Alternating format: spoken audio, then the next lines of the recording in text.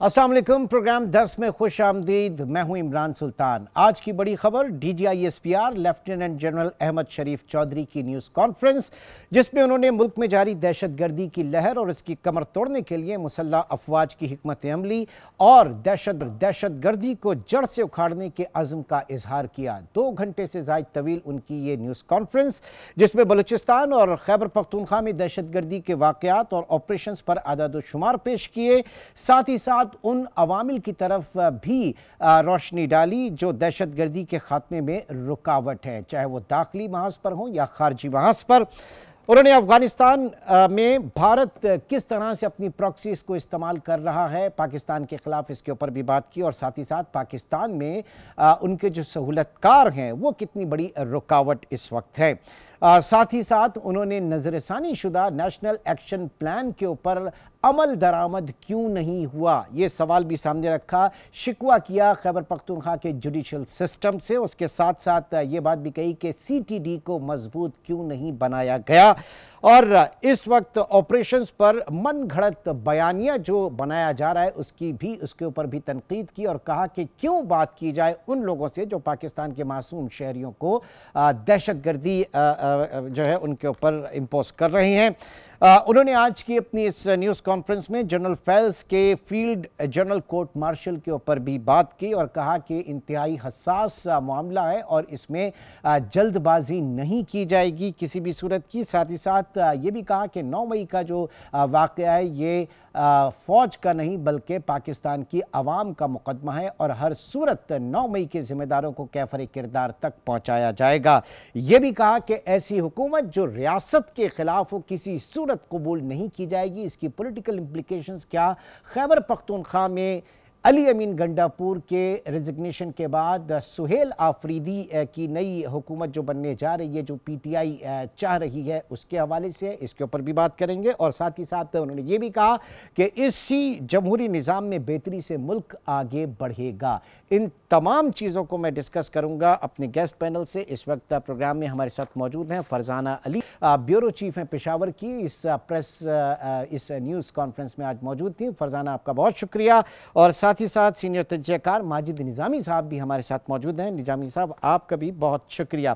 फरजाना, सबसे पहले आपकी तरफ आता हूं, क्योंकि पॉइंट टू पॉइंट अगर हम डिस्कस करें तो कहा यह गया कि जो नज़रसानी शुदा जो आपका नेशनल एक्शन प्लान था, इसके ऊपर अमल दरामद क्यों नहीं किया गया। अगर होता तो आज हालात बेहतर होते। तो उनका ये शिकवा किस हद तक सूबाई हुकूमत से है और किस हद तक फेडरल गवर्नमेंट से है? फरजाना। बहुत शुक्रिया इमरान। देखें, मैंने तो पूरा एक पॉडकास्ट जो है कुछ अर्सा पहले इसके ऊपर किया कि नेशनल एक्शन प्लान अब तक इम्प्लीमेंट क्यों नहीं हो सका, क्योंकि नेशनल एक्शन प्लान उस सानहे का निचोड़ था जिसका खमियाजा पेशावर के लोगों को और पख्तूनख्वा के लोगों को अपने बच्चों के कत्ल की सूरत में भुगतना पड़ा। आपको याद होगा कि उसी के बाद नेशनल एक्शन प्लान आया था। आज 2025 में बैठकर भी हम ये बात कर रहे हैं कि नेशनल एक्शन प्लान पर अमल क्यों नहीं हुआ। जब मैंने नेक्टा के चेयरमैन को साथ बिठाया तो पता चला कि वाकई जो हुकूमत सिर्फ मतलब नेशनल एक्शन प्लान तो वो पहले नुकात थे, फिर उसको 14 के अंदर लाया गया, तो वो जो सारे नुकात हैं उसमें कोई एक बात नहीं है। उसमें पूरी की पूरी स्टेट मशीनरी इन्वॉल्व है, उसमें सरहदें इन्वॉल्व हैं, उसमें अदलिया इन्वॉल्व है, उसमें मदारिस इन्वॉल्व है। आज भी अगर आप देखें कि मेन जो चीज़ें इर्द गिर्द घूमती रहती हैं कि अच्छा यहाँ पे क्या है तो यहाँ पे क्या है, आज भी उन्होंने बताया कि कितने परसेंट मदारिस जो हैं 54.3% मदारिस का उन्होंने कहा कि वो रजिस्टर हैं। बाकी आप सोच लें कि क्या सूरत हाल है। अच्छा, कुल पिछले दिनों ही मैंने एक और बहुत ही अहम पर्सनैलिटी के साथ जब बात कर रही थी तो उन्होंने यही कहा कि हमारे जो 17 डिपार्टमेंट है सरहदों के ऊपर, बुनियादी तौर पर उन्हीं की कमजोरियों और करप्शन की वजह से हम अपनी सरहदों को महफूज नहीं कर पा रहे हैं। स्मगलिंग भी हो रही है, बहुत कुछ हो रहा है, लेकिन मेन चीज जो हमारा प्रॉब्लम है वो दहशतगर्दों की अफगानिस्तान से यहाँ आना जाना। अब आप देखिए ना, अफगानिस्तान से तो सिर्फ पाकिस्तान की सरहद नहीं मिलती, ईरान की भी मिलती है, उधर कई ममालिक वहां पे भी है, मिडल ईस्ट है, सॉरी सेंट्रल एशिया है, चाइना है, सारे हैं। उधर तो कुछ नहीं होता उनकी सरहद पर। तो हमारे यहाँ क्या मसले हैं, तो वो कमजोरियां हम डिस्कस करते हैं। लेकिन प्रॉब्लम क्या है? प्रॉब्लम ये है कि आज तो मैं बड़ी हैरान हो गई कि जब उन्होंने एक जुमला कहा जो मैं जरूर दोहराना चाहूंगी, सियासी गठजोड़ की जो उन्होंने बात की है मुजरिमों के साथ आप कहें या क्रिमिनल के साथ, तो ये एक बहुत ही अजीब सी बात है कि कौन किसको लाना चाहता है। उस वक्त भी मुझे बहुत सारे जिनसे मैं बात कर रही थी तो वो यही कह रहे थे कि ये जो सियासी हुकूमतें कमजोर होती हैं तो ये बहुत सारी जगहों पर इनके मफाद होते हैं और ये सारा कुछ हो जाता है। लेकिन सवाल ये है, सवाल मैं थोड़ी सी एक बात कर लूं। आज भी हम बार बार जो बात कर रहे थे वो ये कह रहे थे कि देखें सियासी हुकूमतों की जो जिम्मेदारियां हैं चलो वो तो महकमों तक है, लेकिन प्रॉब्लम ये है कि हम तो पिछले 40 साल से दहशतगर्दी के जिस बीज को बो के बैठे हैं, मेरा सवाल भी उनसे तकरीबन यही था कि क्या उस सारे मामले में सियासतदान इन्वॉल्व है? उस मामले में तो और भी बहुत कुछ है ना। तो हम अपनी उन गलतियों को क्यों नहीं मानते, हम अपनी उन गलतियों को, पॉलिसियों को क्यों नहीं ठीक करते? मेरा अपना जो तजर्बा है, मुझे लगता है कि बुनियादी तौर पर बजाय ब्लेम गेम के हमें पॉलिसी को सबसे पहले सेट करना है। ठीक है, मैं आपकी तरफ दोबारा आता हूं, लेकिन उससे पहले जरा माजिद निजामी साहब आपकी तरफ आऊंगा। अगर मैं इसे कहूं कि ये चार्जशीट थी तो ये किसके खिलाफ थी चार्जशीट? जी बहुत शुक्रिया। ये बात दुरुस्त है कि कुछ ऐसे पॉइंट्स वहां पे बयान किए गए हैं कि जिनसे ये पता चल रहा था कि खैबर पख्तूनख्वा की सूबाई हुकूमत और खसूसन तहरीक इंसाफ और इमरान खान के हवाले से ये मामलात हैं। चूंकि नाम नहीं लिया गया, अमूमी बात की गई, इसलिए इशारों को समझना ज्यादा जरूरी है। और ये जो बात की गई कि जो फंड्स का इस्तेमाल है, इंतजामी मामलात के अंदर नाअहली है, बद इंतजामी का, बैड गवर्नेंस का मसला है, तो ये वो सारी बातें सूबाई हुकूमत की तरफ ही जा रही थी। इसके साथ साथ जो एक दिलचस्प बात की गई वो जो आदादो शुमार थे कि जी कन्विक्शन रेट क्या है और मुकदमात का मामला किस तरह से होता है, तो इस हवाले से भी यहाँ पे बात की गई और इसका एक शिकवा किया गया कि रियासत के जो इदारे हैं वो काइनेटिक जो कोशिशें हैं वो तो कर रहे हैं, लेकिन बाकी मामलात के अंदर चीज़ों की पेशरफ्त नहीं देखने में आ रही। तो ये बात मेरा ख्याल है कि इसके अंदर तमाम हुकूमतें जो हैं वो खा वो सूबाई हों या वफाकी हों, वो जिम्मेदार नजर आती है। हमारे सामने 26वीं आईनी तरमीम की मिसाल मौजूद है कि किस तरह एक हड़बोंग और अफरा तफरी के अंदर रात गए तक जो है वो उसकी प्लानिंग्स की जाती थी और कई जगह और उसके बाद वो तरमीम हो गई। लेकिन अफसोस इस बात का है कि मौजूदा वफाकी हुकूमत ने भी लोअर कोर्ट्स के हवाले से, प्रोसिक्यूशन के हवाले से, जो आला अदलिया के जजेस हैं उनके हवाले से तो बात की है, लेकिन उसके अलावा जुडिशरी का जो निज़ाम है उसमें जो इस्लाहात होनी चाहिए उनके ऊपर कोई बात या अमली कदम नहीं उठाया। मुझे लगता है कि जो मुश्किलात अवाम महसूस कर रहे थे उन मुश्किलात की तपिश अब रियासती इदारों तक भी पहुंची है, जिसकी वजह से उन्होंने अपने इन मामलात का इजहार किया है।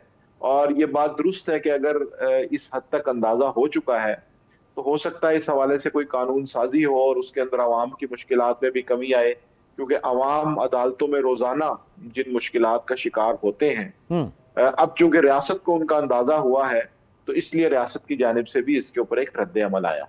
ठीक है फरजाना, बहुत डिटेल से यहाँ पे जो है वो मुख्तलिफ इंस्टीट्यूशंस के हवाले से बात की, और जैसे अभी माजिद निज़ामी साहब भी कह रहे हैं, शिकवा जो है वो केपी के जुडिशल सिस्टम से भी है कि जनाब वहाँ पर क्यों दहशतगर्दों को सज़ा नहीं होती वहाँ की अदालतों से, फिर साथ ही साथ CTD को मजबूत क्यों नहीं बनाया गया। तो ये खालिसतन बहुत सारे मामला जो हैं वो फेडरल के हवाले से भी हैं और प्रोविंशियल डोमेन में बहुत जो गवर्नेंस है उसके ऊपर सवाल उठाया गया, और इन्हीं सारी कोताहियों की वजह से जो है वहाँ पर ये अनरेस्ट या जो दहशतगर्दी है इसको सपोर्ट मिल रही है। इमरान देखिए, मैंने मिसिंग पर्सन के कुछ केसेस को फॉलो किया है। जिन दिनों अल्लाह जन्नत में जगह दे वकार सेठ साहब को, वो हुआ करते थे। मैंने इसके ऊपर स्टोरीज भी की हैं, बहुत सारी फैमिलीज से भी मैं मिली। इसमें कोई शक नहीं है कि मदारिस में पढ़ने वाले तलबा जो थे या असातिज़ा थे, वो उनके कुछ ना कुछ लिंक थे। लेकिन आप जब उनको उठा लेते हैं, उनको लेके जाते हैं, और फिर जब अदालतें आपको कहती हैं कि आप इनको पेश करें, तो फिर आप उनके ठोस सबूत नहीं पेश कर सकते। देखें, अदालती निजाम जो है, उसकी कन्विक्शन जो है, वो सिर्फ एक बात के अंदर नहीं घूमती कि आपने उनको ले आए और फिर जो है अब आप अदालत से ये तवक्का करें कि बस इसको सजा सुना दी जाए। उस जैसे उन्होंने मेरे सवाल पर उन्होंने कहा कि ये एक लंबा प्रोसेस है और इसमें बहुत सारे जाहिर है हमें देखने होते हैं, सिर्फ इल्ज़ाम की बुनियाद पर चीज़ें नहीं होते, सबूत होते हैं और फलां होता है और बयानात होते हैं और लोग आते हैं और गवाह होते हैं और ये सारा कुछ। तो यहाँ तो कोई गवाही नहीं प्रोड्यूस कर सके। यहाँ तो बहुत सारे केसेस मैंने ऐसे भी देखे कि जिसमें जो डॉक्यूमेंट्स हैं या जिसमें एविडेंस है वो ही सही तरीके से नहीं पेश किया जाता, तो फिर चीजें यानी चालान जो है वो मुकम्मल नहीं पेश होता, चालान नहीं वहां पर जाया जाता। निज़ामी साहब, मुझे पता है कि आपकी कुछ और भी इंगेजमेंट्स हैं। मैं आपसे एक सवाल ये ज़रूर करना चाहूँगा कि अब जब ये कहा जा रहा है कि एक ऐसी हुकूमत जो रियासत के ख़िलाफ़ हो, उसे किसी सूरत कबूल नहीं किया जाएगा, आप समझ रहे हैं इसकी इम्प्लिकेशंस जो हैं वो पॉलिटिकल इम्प्लिकेशंस के केपी के नए सेटअप में कहीं नज़र आएगी? ये एक रेजिस्टेंस नज़र आएगी सुहेल आफरीदी जो नॉमिनेट किया गया बानी पीटीआई की तरफ से उनकी हुकूमत बनाने में, और जो फेडरल गवर्नमेंट है वो रास्ता रोकेगी उनका? जी बिल्कुल, जिस तरह से जारहाना अंदाज में कल से वफाकी हुकूमत ने इल्जामात का सिलसिला शुरू किया है, तो उससे ऐसा लग रहा है कि ये सारा मामला इतना सादा और आसान नहीं होगा, और यकीनन वफाकी हुकूमत की जानिब से इसके अंदर कुछ रोड़े अटकाए जाएंगे और इस मामले को तूल देने की कोशिश भी की जा सकती है। तो इसलिए जब हम उस कल के प्रेस कॉन्फ्रेंसिस को और आज के बयानात को मिला के देखें तो इस बात का पता चलता है कि एक तरह से तहरीक इंसाफ को या इमरान खान की जो पॉलिसीज हैं उनके हवाले से एक फाइनल वार्निंग जो है वो जारी की गई है, ताकि मामलात जो है वो रियासती इदारों से हम आहंगी की तरफ लौट आएं। और अगर ऐसा ना हुआ तो खैबर पख्तूनख्वा की हुकूमत के हवाले से नाराजगी का आंसर बिल्कुल मौजूद है, जिसका आज खुले लफ्जों में इजहार भी हुआ है। और इसके साथ साथ हमें इस चीज को भी मद्देनजर रखना चाहिए कि ये जितनी भी बातें वहां पर की गई हैं, खुसूसन अदालती निजाम के हवाले से, तो ये खैबर पख्तूनख्वा का नहीं, पूरे पाकिस्तान का मसला है, हर सूबे का मसला है। बिल्कुल। और उसमें एक मिसाल मुझे याद आ रही है कि लाहौर हाई कोर्ट के एक जज ने अपनी समाअत के दौरान रिमार्क्स दिए गुमनाद के केस के हवाले से, जिस तरह यहाँ पे बात हो रही थी कि अगर आपका शख्स बाजियाब हो गया है तो आप अल्लाह का शुक्र अदा करें और 2 नफल पढ़ें जाकर, इस पे मजीद कार्रवाई की क्या जरूरत है। तो अगर बाकी सूबों के अंदर भी मामलात अदालती इस तरह से चलाए जाएंगे तो उससे ये पता चलेगा कि सिस्टम के अंदर जो खराबी है उसको दूर करने के लिए भी लोग संजीदा नहीं है। उसके अलावा बयानबाजी या सियासी जो इंगेजमेंट्स हैं या ऊंच नीच है, उस पर ज्यादा तवज्जो दी जाती है। जो ठोस कानूनी अदालती इस्लाहात हैं, रिसर्च के बाद, प्लानिंग के बाद, उनको तरजीह में नहीं रखा जाता। ठीक, बहुत बहुत शुक्रिया। माजिद निज़ामी साहब आप हमारे साथ मौजूद थे, फरजाना हमारे साथ मौजूद रहेंगी और सलमान जावेद साहब भी हमें ज्वाइन करेंगे। एक छोटे से ब्रेक की कॉल है और ब्रेक के बाद इसी मौजू को और इसकी जो पॉलिटिकल इम्प्लिकेशंस आगे सियासी मंजरनामे में बन रही हैं उसके ऊपर मैं बात करूँगी। एक छोटे से ब्रेक के बाद दोबारा मिलते हैं।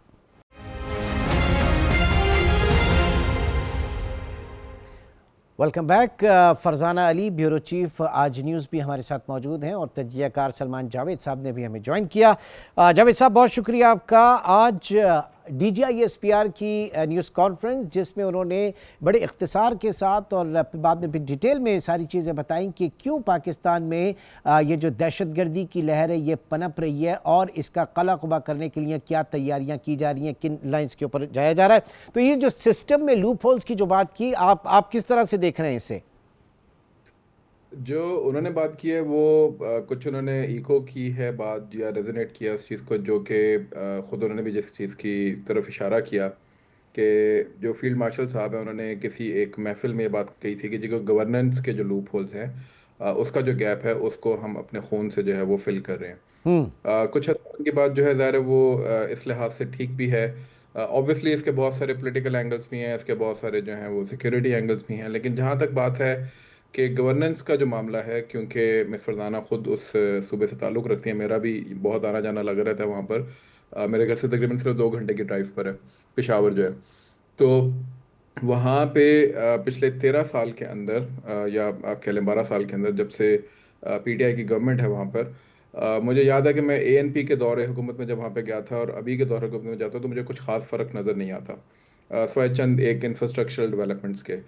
तो ये भी एक फैक्ट है कि वहाँ पर इस तरह के बहुत सारे जो गवर्नेंस के ऊपर या एडमिनिस्ट्रेशन के ऊपर जो सवालिया निशान हैं, उनकी तरफ वो शायद पॉइंट आउट करना चाह रहे थे और चाह रहे थे कि इस चीज़ को किसी तरीके से जो है वो एड्रेस किया जाए। अच्छा, उन्होंने एक इंटरेस्टिंग फैक्ट उठाया और मेरा ख्याल है कि कुछ उसका सियासी रुख हो गया, लेकिन जो फैक्ट था वो ये था कि जो सीटीडी की यानी जो काउंटर टेररिज्म डिपार्टमेंट है उसकी जो कैपेसिटी इन्हांसमेंट है, जो पुलिस की कैपेसिटी इन्हांसमेंट है, जो लॉ इन्फोर्समेंट एजेंसीज वहाँ पे बैठी हुई हैं जिन्होंने जो कि फर्स्ट लाइन ऑफ डिफेंस हैं, उनकी जो कैपेसिटी इन्हांसमेंट है वो तो ऑब्वियसली चैप्टर है, वो तो काम करना है जो कि वहाँ की मिनिस्टर ऑफ इंटीरियर है सूबे की, उसने। तो वो अगर नहीं हुआ तो जाहिर है उसका जो पहला खुमियादा है वो वहाँ के अवाम भुगतते हैं, और उसके जो पहले रिस्पॉन्सिबल एलिमेंट है या स्टेक होल्डर है वो वहाँ की गवर्नमेंट है। उसके बाद जाहिर है फिर फेडरल गवर्नमेंट या फेडरल इदारे जो हैं वो उसके बाद फिर उस चीज़ पर आते हैं कि जी वो भी इस चीज़ के रिस्पॉन्सिबल हैं कि वो क्यों प्रोटेक्ट नहीं कर पा रहे सूबे के लोगों को और सूबे की जान माल को। तो ये मेरा ख्याल है कि एक फैक्टर है जिसकी तरफ हमें तवज्जो देनी चाहिए, बजाय इसके कि उसको हम किसी भी तरीके से सियासी रुख दें, जो कि मेरा ख्याल है उसके बाद एक चैटर शुरू हो गया सोशल मीडिया के ऊपर भी, और कुछ उस प्रेस कॉन्फ्रेंस में भी मैं देख रहा था किसी किस्म की बातचीत शुरू हो गई थी। बजाय इसके कि हम कैपेसिटी इन्हांसमेंट की बात करें, बजाय इसके कि हम ये देखें कि वहाँ के पुलिस के लोग, वहाँ के सीटीडी के लोग, वहाँ के काउंटर टेररिज्म डिपार्टमेंट के लोग कितने इक्विप्ड हैं, हम लोग ज़रा उसको सियासी तरफ ज़्यादा मेरा ख्याल ले जाते हैं, जो कि लेकिन फरजाना जब बात गवर्नेंस के हवाले से हो रही है और ये सारे लूपहोल्स गवर्नेंस के हैं, और ये मुझे बताइए कि अब आगे जो पॉलिटिकल सेटअप इस वक्त अली अमीन गंडापुर साहब का इस्तीफ़ा जो है वो इस वक्त समझ में नहीं आ रहा कि वो कहाँ पर है। इस्तीफ़ा वो दे चुके हैं लेकिन फैसल करीम कुंडी जो कि गवर्नर है उन तक वो इस्तीफ़ा नहीं पहुँचा, ऐसा क्यों? फिर दूसरा ये कि जो इस वक्त नॉमिनेशन है सुहेल आफरीदी साहब की, तो कुछ नंबर्स यहाँ पर केपीके में कुल अरकान असम्बली जो है 145 हैं और उसमें जो पीटीआई के पास है 93 हैं और ऑपोजिशन के 53 हैं, जबकि 73 अरकान जो है वो मिलकर हुकूमत बना सकती की पोजीशन में होते हैं। जो मिनिमम वोट चाहिए होते हैं वो 73 होते हैं। अब एक ऐसे वक्त में जब सुन्नी इत्तेहाद और तहरीक इंसाफ के तमाम उम्मीदवारों को आज़ाद उम्मीदवार करार दे दिया गया है, तो अब आप समझ रही हैं कि ये एक सुहेल आफरीदी जो है उनका आना मुश्किल होगा, वहाँ पर गवर्नमेंट जो है वो स्पेस निकालेगी और वो स्पेस जो है कहा यह जा रहा है कि शायद मौलाना फजलुर रहमान साहब जो हैं उनको जो है ये स्पेस दी जाएगी। किस हद तक आप इससे मुत्तफिक हैं? जी बिल्कुल, सिचुएशन जो है वो इस वक्त बड़ी क्रिटिकल हो गई है। जिस तरह तहरीक इंसाफ की अक्सरियत थी और है असम्बली में, और फिर जाहिर है तहरीक इंसाफ के साथ खैबर पख्तूनख्वा के लोग अभी भी खड़े हुए हैं और लोग उनको पसंद भी करते हैं। बानी चेयरमैन के हवाले से अगर आप देखें तो वोट तो जाहिर है सारा उन्हीं का ही है, बाकी तो सारे उन्हीं के लगाए हुए लोग हैं। आज एक है तो कल दूसरा है, फिर परसों तीसरा हो जाएगा। लेकिन बहरहाल जो आवाम का और उनका कनेक्शन है वो अपनी जगह पर अभी तक चूंकि कायम है, तो इसलिए चीज़ है। लेकिन ये जो आपने कहा कि इस्तीफा जब दिया गया तो हमें लगा था कि चूंकि उनके पास अक्सरियत है और सब कुछ उनके हाथ में है, और आपको पता है बानी चेयरमैन जब एक इशारा करते हैं तो वो चीज हो जाती है, उसमें दूसरी राय ही नहीं होती। तो पूरी असेंबली जो है वो चूंकि जाहिर है एक बड़ी अक्सरियत 2/3 के साथ है तो कोई मुश्किल नहीं होगी। लेकिन जो नॉमिनेशन हुई उस पे भी हमें यह था कि चूंकि वो बानी चेयरमैन ने की है तो सबको माननी पड़ेगी। लेकिन जैसे जैसे वक्त गुजरता जा रहा है तो चीजें बहुत पेचीदा होती जा रही हैं। अब तो ये बात सरेआम होने लगी है। पहले जो विस्परिंग हो रही थी कि शायद तहरीक इंसाफ को हुकूमत ना बनाने दी जाए, क्योंकि पहला एक अटेम्प्ट ये किया गया खान साहब के पास गए भी हैं लोग कि आप अपना फैसला वापस ले लें, और सुहेल शायद अभी तैयार नहीं है इस चीज के लिए, तो आप ऐसा कर लें कि अली अमीन को ही चलने दें। हाँ। और आप अपना फैसला वापस, एक गया, दूसरा गया, तीसरा गया, लेकिन बात नहीं बनी, ठीक है। तो फिर अब उधर से वो गवर्नर वाला जो मसला था, मेरी जो इतलात है, गवर्नर के पास वाकई इस्तीफा नहीं पहुंचा, ठीक है। नहीं तो इनका फिर भी यही इसका था इसका कि थोड़ा इसका सा ये मतलब है कि पीटीआई ने इस्तीफा रोक लिया है कहीं रास्ते में ही? जी हाँ, उसमें यही था, दोनों की मसलहत यही थी कि आप जो है इसको देखें ना, जो अभी तक पहली चॉइस जो थी, जो आप कहें कि अब मैं क्या कहूँ, रियासती इदारे कहूँ, क्या कहूँ, कि अली अमीन को चलना चाहिए, ठीक है। क्योंकि दोनों चीजों को आहिस्ता आहिस्ता बैलेंस करना सीख गए थे, लेकिन जाहिर है उधर से फैसला आ गया कि अली अमीन तो नहीं होंगे, तो अब थोड़ा सा वक्त लिया जा रहा था कि अच्छा चलो अली अमीन को, मैंने आपसे जैसे कहा ना, 2-3 लोग गए, उनको समझाने की कोशिश की, उन्होंने कहा नहीं, सुहेल तो बस मैंने कह दिया सुहेल। अच्छा, अब दूसरा क्या है? दूसरा ये है कि तहरीक इंसाफ के बाद सबसे बड़ा स्टेक होल्डर खैबर पख्तूनख्वा में जेयूआई है, जेयूआई फे है, मौलाना फजल रहमान साहब है। अब उनके साथ गुफ्तगू हो रही है, क्योंकि आपको पता है ना कि 22 एफिडेविट की भी बात हो रही है। अब तो सारे के सारे आजाद अरकान भी हो गए हैं, बिल्कुल, कि आजाद में से अगर हमें 20-22 मिल, वैसे तो 20 चाहिए 73 के लिए, लेकिन जाहिर है सेफ मेजॉरिटी में वो जाएंगे ना, तो 22 लोगों के जो जाहिर है एक जाल में फंसे हुए हैं, अगर उनको इस्तेमाल करके मौलाना साहब के जरिए चीजों को लेके आया जाए या अपोजिशन के जरिए, तो भी बात बन सकती है। और तो जाहिर है कि वो आजाद अरकान है, तो कोई डिफेक्शन क्लॉज भी उनके ऊपर नहीं लगेगी। एग्जैक्टली, चूंकि अब तो वो सारे आजाद हो गए हैं, तो अब वो वाला मामला भी खत्म हो गया। अब हम जो थे वो ये कह रहे थे, शुरू में जो एक सोच थी कि तहरीक इंसाफ की जब बात होती है ना, तो वो आपको भी पता है और मुझे भी पता है कि वो खान साहब की बात होती है, तो कोई चूं चुरा नहीं कर सकता। तो क्या कोई इस तरह करेगा, ये करेगा, वो करेगा? लेकिन आज अजीब किस्म की विस्परिंग और बातें हमने सुनी, और कहा गया कि जनाब हम तो उन एफिडेविट को भी इस्तेमाल कर सकते हैं जो हमारे पास है, तो फिर तो कोई चूं चुरा नहीं कर सकेगा। और फिर जब तय कर लिया जाता है, तो फिर तो वैसे भी कोई चूं चुरा नहीं कर दिया जाता। अब ये तहरीक इंसाफ का सबसे बड़ा इम्तिहान होगा। सही। अगर हुकूमत को बदलने की कोशिश की जाती है, तो वो यकीनन एक बहुत बड़ा कदम होगा। अगरचे वो कहा जाएगा कि नहीं जी, हमने तो जमहूरी तरीके से किया है, और विद इन पार्टी ये लोग आ गए हैं और वो फैसले को नहीं मान रहे हैं, ये गैर जमहूरी इकदाम नहीं है। लेकिन आपको भी पता है, मुझे भी पता है कि सलमान जावेद साहब आपकी तरफ आऊंगा, लेकिन उससे पहले एक छोटा सा ब्रेक। सवाल मैं यहाँ पे ये रखूंगा आपसे कि भाई इस वक्त गंडापुर साहब जो हैं वो वाज़ेह तौर पर कह चुके हैं कि इस्तीफा मंजूर ना हुआ तो अदालत जाएंगे, और फिर दूसरा उन्होंने ये भी कहा कि अब मुझे दोबारा अगर कहा भी जाता है तो मैं जो है चीफ मिनिस्टरशिप नहीं लूंगा। इन दोनों पे मैं ज़रा आपका कमेंट चाहूंगा। एक छोटी सी ब्रेक की कॉल है, ब्रेक के बाद दोबारा मिलते हैं। पख्तूनख्वा के अंदर कोई साजिश करके, जैसे मैंने पहले कहा था अपने टाइम में कि मैं इनको चैलेंज करता हूं कि सियासी तौर पे ये हुकूमत नहीं गिरा सकते हमारी, मैंने पहले भी चैलेंज किया था, और अब भी जो इमरान खान का नामजद वज़ीर आला है उसके लिए मैं चैलेंज करता हूं कि इंशाअल्लाह किसी के बाप पे जरूरत नहीं है कि वो सियासी तौर पर इमरान खान की जो अमानत है, इमरान खान की हुकूमत है, हमसे गिरा सके। नहीं, ऐसी कोई बात नहीं है। अगर मुझे वैसे अगर ऑफर दोबारा आएगी भी सही, तो मैं करूंगा भी नहीं। ये मैं बता रहा हूं आपको कि मैंने खान साहब को ये पैगाम भेज दिया है।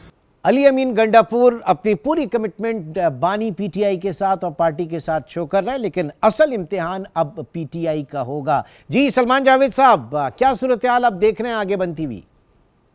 देखें, जो आपने बात की ना अली अमीन गंडापुर साहब के रेजिग्नेशन की कि वो कोर्ट में जाएंगे, तो मेरा ख्याल है जैसे भी फरजाना साहबा ने ये न्यूज़ ब्रेक भी किया, उन्होंने कहा है कि उनके सोर्सेज के मुताबिक अभी तक जो है वो इस्तीफ़ा गवर्नर को पहुंचे नहीं दिए। तो फिर पीटीआई को साबित करना है या पीटीआई को बताना है या ख़ुद अली अमीन गंडापुर साहब को बताना है कि वो इस वक्त इस्तीफ़ा पड़ा कहाँ पे हुआ और दिया किसको है, उन्होंने सबमिट किसको किया है।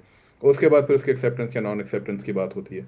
सेकंड ये कि अली अमीन गंडापुर साहब जो हैं, ये वही अली अमीन गंडापुर साहब हैं जिनके बारे में ख़ुद खान साहब बहुत ज़्यादा तारीफ़ों के पुल बांध चुके हैं, स्पेशली जब जिस वक्त इनकी हुकूमत गई थी और उसके बाद जो कुछ अली अमीन गंडापुर ने किया और उनके ऊपर जिस किस्म के केसेस बने, उसके बाद फिर बहुत ज़्यादा रिजेंटमेंट थी, अली अमीन गंडापुर के बड़े फायरी किस्म के स्टेटमेंट्स आते थे, और उसके बाद जब इनको सीएम बना रहा जाता तो बहुत से लोगों ने तनकीद की थी कि यार ये तो इंतहाई एंटी इस्टेब्लिशमेंट या एंटी, आप कह लें कि फ़ौज बयानात दे चुके हैं, तो इनको आप सीएम बना रहे हैं। बहुत से लोगों ने उसका ये तज्जिया किया था कि ये खान साहब का जवाब है इस्टेब्लिशमेंट और फ़ौज को कि मैंने उस शख्स को लगाया जो तुम लोगों के बारे में सबसे ज़्यादा बात करता है। अब उन्हीं अली अमीन गंडापुर साहब को ये कहा जा रहा है कि शायद वो किसी तरीके से इस्टेब्लिशमेंट के साथ जो है वो जुड़ के बैठे हुए हैं। तीसरी बात ये कि बैरिस्टर गौहर साहब हों, सलमान अकरम राजा साहब हों, या कोई और हो अंदर से, या लीमा खान साहबा हों, उन सब की भी आपस में कितनी लगती है, एक टग ऑफ वॉर है। जो लोग भी पीटीआई की बीट करते हैं, पीटीआई को रीड आउट करते हैं, उन सबको मालूम है, या पीटीआई को अंदर से जानते हैं, उन सबको मालूम है कि अंदर एक गेम ऑफ थ्रोन्स इनकी अपनी भी चल रही है, और उसका शिकार इस वक्त अली अमीन गंडापुर नज़र आते हैं कि वो बने हैं। तो इस सब को अगर आप सामने रखें तो वो फिर उनका जो स्टेटमेंट है ना कि जी कि मैं अब कोई और नहीं लूँगा, कोई भी अगर मुझे ओहदा दिया गया, चाहे पार्टी ओहदा हो, चाहे वो कोई ऑफिशियल ओहदा हो हुकूमत में, तो वो उनकी रिजेंटमेंट को या उनके दुख को भी शो करता है। इसी किस्म की स्टेटमेंट अगर आपको याद हो तो शेर अफजल मरवा साहब ने भी दी थी, उसके बाद तो खैर वो पार्टी छोड़ गए। तो इस तरह के बहुत सारे मामलात हैं जो कि अगर आप देखें तो एक पैटर्न है जो कि नज़र आता है। और मैं बड़ा अच्छा एक ट्वीट पढ़ रहा था किसी जगह के ऊपर कि सुबह खैबर पख्तूनख्वा जो है वो एक उनके जो लोग हैं उनकी एक साइकी है कि वो जिसके साथ लॉयल होते हैं वो बहुत हद तक यानी फिर उसके आगे सब कुछ वार देते हैं। अब खान साहब के साथ वो बहुत ज़्यादा लॉयल हैं, जैसे फरजाना साहब भी कह रही हैं, लेकिन खान साहब जो हैं उनकी पॉलिटिकल एक्यूमेन का इस बात से अंदाज़ा लगाइए कि पिछले 11 साल के अंदर वो कितने सीएम्स वहाँ पे चेंज कर चुके हैं, और उसकी वजह से गवर्नेंस के कितने लूप होल्स जो वहाँ पे क्रिएट हो चुके हैं। तो ये तो पीटीआई को, जो आप इम्तिहान की बात करें, ये नहीं है कि सीएम कौन लगेगा और कौन नहीं लगेगा, इम्तिहान ये होना चाहिए कि वो अगले सीएम को क्या वो इस काबिल है कि वो सूबे को, और वो भी ऐसा सूबा जिसमें गवर्नेंस के इशू भी हैं और सिक्योरिटी के तो बहुत सारे इश्यूज हैं, उनको हैंडल कर पाएगा। और अगर हैंडल कर पाता है तो फिर शायद वो एक अच्छा फैसला होगा खान साहब का, अदरवाइज अभी तक एक्सपेरिमेंट जी। असल में तो इस नॉमिनेशन को लेकर ही ये सारे जो है वो डिस्कस हो रहा है। जी फरजाना, ये बताइएगा कि अगर जो हम इस वक्त केस डिस्कस कर रहे थे पीटीआई की हुकूमत ख़त्म करने का, या उनका जो नॉमिनेटेड जो सीएम अगर नहीं आता, तो क्या, क्योंकि जब आवाम के हवाले से बात की तो फिर वो वहाँ पर सियासी शहादत का फैक्टर जो है वो भी बड़ा उभर के सामने आ जाता है। ये एक रिस्क होगा कि नहीं होगा? किसके लिए रिस्क? नहीं, जैसे इंसाफ के लिए नहीं, मैं कह रहा हूं कि अगर एक सियासी शहादत क्या पार्टी को मिलेगी इस तरह से, क्या वो सियासी तौर पर उनकी शहादत काउंट होगी अगर उनकी हुकूमत जाती है इस तरह से? जी हाँ, वो तो डेफिनेटली होगी ना। देखिए, आपने उनको इलेक्शन नहीं लड़ने दे रहे थे, पार्टी का निशान छीन लिया, फिर उसके बाद जो मामलात हुए वो देखे, पूरे का पूरा इलेक्शन ही एक किस्म का छीन लिया गया ना। सच्ची बात तो यही है। लेकिन तो वो चीज तो उसको मजलूम बनाती गई ना। वरना आप खान साहब की अगर वफाकी हुकूमत की परफॉर्मेंस देख लें या खैबर पख्तूनख्वा में उनकी परफॉर्मेंस देख लें, इतने जज्बाती फैसले किए जाते हैं। अभी भी मौजूदा आप अगर देख लें तो ये एक जज्बाती फैसला है ना। अच्छा, तुम नहीं तो तुम, आज ने ये तो कल वो। परवेज खटक आ गए, बहुत ही समझदार इंसान, ये कर लेंगे, लोगों को जोड़ के रखते हैं, सियासी तौर पर मंजे हुए हैं। फिर क्या हुआ? फिर उसके बाद महमूद खान साहब आ गए, बहुत मंजे हुए, ये हो गया तो वो हो गया, खान साहब की बात मानते हैं और फिर खत्म हो गया। अब अली अमीन आ गया, उसको फूलों के हार पहनाए गए। अब आखिर में क्या हुआ आपने जलसे में देखा। ये मैं कहना नहीं चाहती, लेकिन जो फूलों के बरक्स होता है वो हुआ फिर। तो अब ये सुहेल आ गया। अब वो इतना नौजवान, जज्बाती सा नौजवान है, आप उसको ऐसा सूबा दे रहे हैं। मैं ये नहीं कह रही हूँ कि वो वजीर आला ना बने या क्या करें, लेकिन भाई आप ये तो देखो ना, आप सूबे की इस वक्त क्या हालत है। वो जो एक बात हो रही थी ना, गुड गवर्नेंस और ये चीजें, मैं ये जरूर कहती हूँ कि हमें ओवरऑल अपनी पॉलिसी को भी देखना चाहिए, लेकिन वफाक को, सूबे हो, जो भी हो। आप मुझे बलोचिस्तान का बताएं, पख्तूनख्वा का बताएं, आप लोगों ने कभी आवाम के बारे में सोचा है? एएनपी अच्छी खासी जा रही थी, आपने दहशतगर्दों के हाथों उसको मरवा के एक तीसरी कुव्वत आपने डेवलप की। अब वो तीसरी कुव्वत आपकी आंखों में खटक रही है। उधर से खान साहब के जज्बाती फैसले, मतलब पाकिस्तान तहरीक इंसाफ की तो ये सिचुएशन है कि खड़े हो जाओ तो खड़े हो जाओ, बैठ जाओ तो बैठ जाओ, दिन है तो दिन है, रात है तो रात है। क्या हुकूमतें इस तरह चलती हैं? पाकिस्तान वो फ्रंट लाइन जो इस वक्त ईरान, चीन, अफगानिस्तान, रूस, आप कहे सेंट्रल एशिया, यूएस, इन सब का एक मरकज़ा निगाह है पिछले 40 साल से। आप उसमें ये कर रहे हैं, ये नहीं चाहिए तो वो नहीं चाहिए, तो ऐसे नहीं होता तो वैसे नहीं होता, तो ये तो फिर प्रॉब्लम होगा ना। सही, यानी सलमान जावेद साहब, हम ये देख रहे हैं कि खैबर पख्तूनख्वा इस वक्त दहशतगर्दी की लपेट में तो है, लेकिन साथ ही साथ गवर्नेंस के नाम पर सियासी तख्ता मश्क भी बना हुआ है पिछली तकरीबन एक दिहाई से। क्या कहिएगा? जी बिल्कुल ऐसा ही है। हालांकि एक तरह से अगर हम पॉलिटिकल स्टेबिलिटी की बात करें तो मेरा ख्याल है कि वाहिद सूबा है जिसके अंदर काइंड ऑफ पॉलिटिकल स्टेबिलिटी आपको नज़र आती है जी, कि जो ट्रांजिशन ऑफ पावर है वो एक ही जमात के पास, यानी ट्रांजिशन ऑफ पावर से मुराद है कि एक इलेक्शन से दूसरे इलेक्शन की तरफ, तो एक ही जमात नज़र आ रही है आपको, जो कि किसी और सूबे के अंदर आपको नज़र नहीं आती। बाकी सूबों में बल्कि ज़्यादा तजुर्बात हुए हैं, बाकी सूबों में ज़्यादा क्योटिक पॉलिटिकल एलिमेंट रहा है। खैबर पख्तूनख्वा में तो पिछले 11 साल यानी एक दिहाई से ऊपर एक ही जमात जो है वो हुक्मरानी कर रही है। बईने ही इसी किस्म की तनकीद जो है वो पीपल्स पार्टी के ऊपर भी होती है कि सिंध के अंदर भी उन लोगों ने बहुत अरसे से इजारादारी कायम की हुई है, वो हुकूमत के अंदर हैं और उनके भी गवर्नेंस के इश्यूज इसी तरीके से हाईलाइट किए जाते हैं। बट अनफॉर्चुनेटली जब भी ये बात केबी के बारे में की जाती है, खैबर पख्तूनख्वा के बारे में की जाती है, तो वहाँ सिर्फ गवर्नेंस नहीं बल्कि सिक्योरिटी का भी इशू है। और अब तो खैर सिंध के वाले से भी ये बात आ रही है, जो कच्चे के डाकू और वो सारा कुछ, तो वो भी उभर के सामने आ रहा है। तो जहाँ जहाँ ये जमातें हैं सोलिडिफाई किया हुआ है, इन्होंने अपने आप को इंट्रेंच किया हुआ है, वहाँ पे अगर इस तरह के गवर्नेंस के इश्यूज आते हैं, और बिलखसूस केपी को हम इसलिए ज़्यादा बात कर रहे हैं क्योंकि उसके साथ अफगानिस्तान है, टीटीपी है और बहुत सारे अवामिल वहाँ पे मौजूद हैं, फिर अर्सवाइल फाटा के बहुत सारे इश्यूज़ हैं। आप इसका अंदाज़ा कीजिए कि अर्सवाइल फाटा जब से मर्जर हुआ है फाटा का, उधर के जो इलाके हैं उनके हालात आप जाके देख लेंगे। जो प्लान हुआ था, जो बात हुई थी कि वहाँ पे जौन जौन से आपने अवामिल को जाके इस्टेब्लिश करना है इंफ्रास्ट्रक्चर में, गवर्नेंस में, वो किस वहाँ उसका परसेंटेज कहाँ पहुँचा है। तो इससे पता चलता है कि वो जो फरजाना साहब भी कह रही है कि तख्ता मश्क बनाया, और आपने भी कहा तख्ता मश्क बनाया हुआ। बिल्कुल जी। अब सारा मसला यह है कि जनाब सुहेल आफरीदी साहब जो हैं उनका नाम रखा जाता है या वापस लिया जाता है। इस हवाले से जो कुछ भी होगा वो बानी पीटीआई से जब मुलाकात होगी, चाहे वो आज हो, कल हो, परसों या हो, एक हफ्ते बाद हो, तो ये फैसला शायद उसी वक्त हो। लेकिन इस बीच में इस्तीफ़ा कहाँ गया गंडापुर का, ये एक सवालिया निशान अपनी जगह पर मौजूद रहेगा। बहुत बहुत शुक्रिया फरजाना अली आपका भी, और सलमान जावेद साहब आपका भी बहुत शुक्रिया। Thank you very much. नाज़रीन, आज के प्रोग्राम से नहीं, इंशाल्लाह आपसे कल मुलाकात होगी। अपना बहुत ख्याल रखिएगा। अल्लाह हाफिज़।